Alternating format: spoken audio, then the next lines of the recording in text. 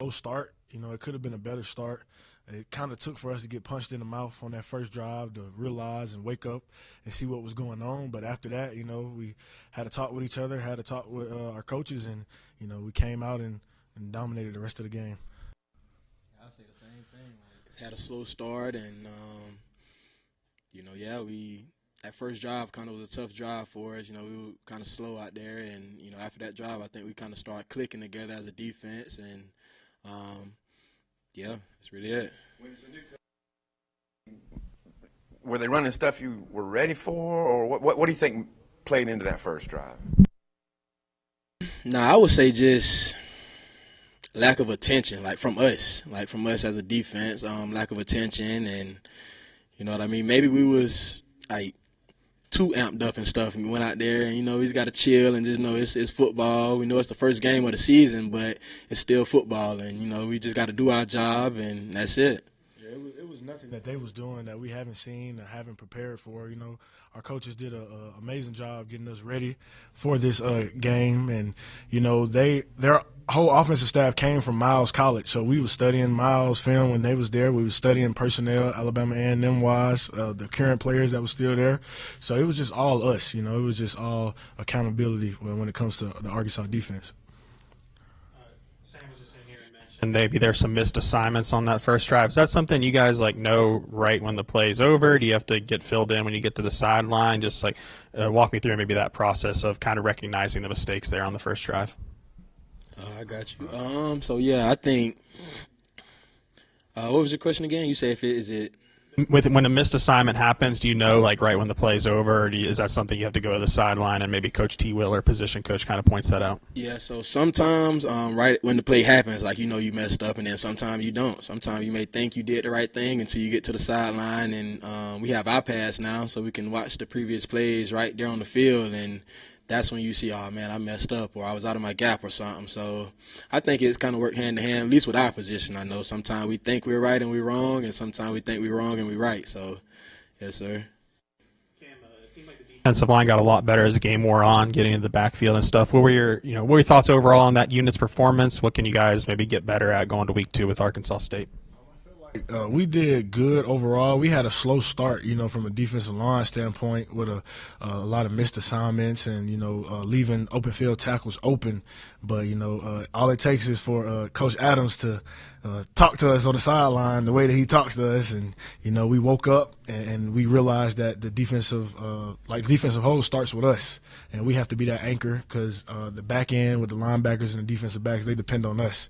So we had to wake up, and get everything going. And for you first, Sam was in here saying that you had a little bit of treatment done recently. I guess first, how are you feeling? No, I feel good. Yes, sir, I feel good.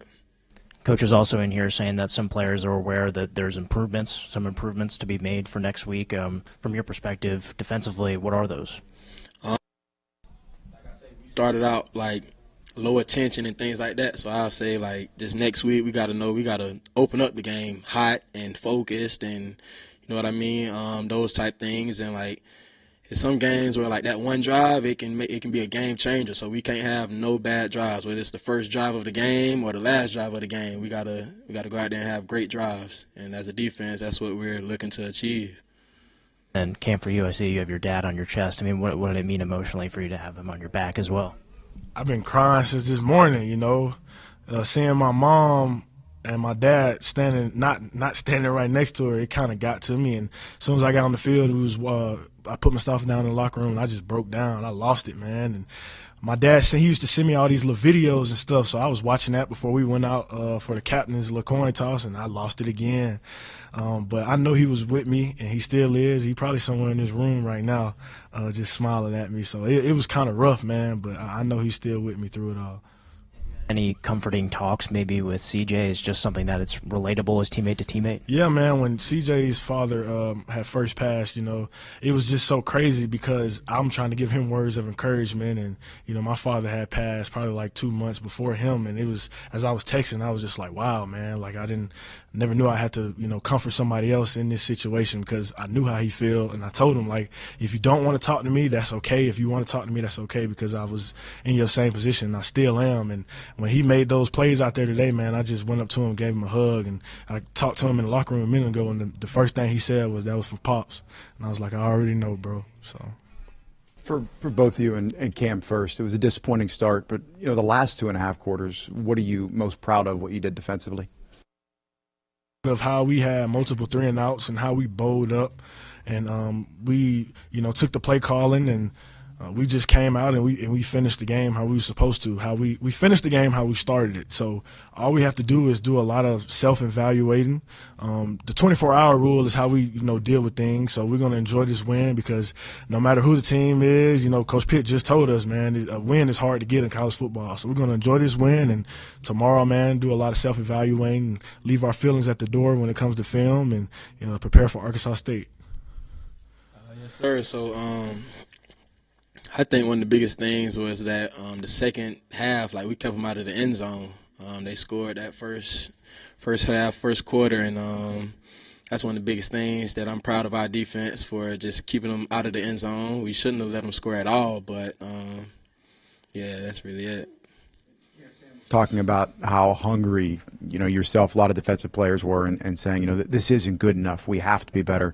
Were there moments like that collectively whenever you guys were communicating that to one another? There was a lot of moments because, we made some good plays, but we left a lot on the field, man. And we're going to see more of it on tape, but we know what the standard is, and we know, like, even though we won how we did, that wasn't our standard, and it's always room for improvement. We could blow somebody out how we did, but we always know, like, there's room for improvement, and we got to polish everything so we can play a full, complete game. That wasn't a full, complete game out there defensively.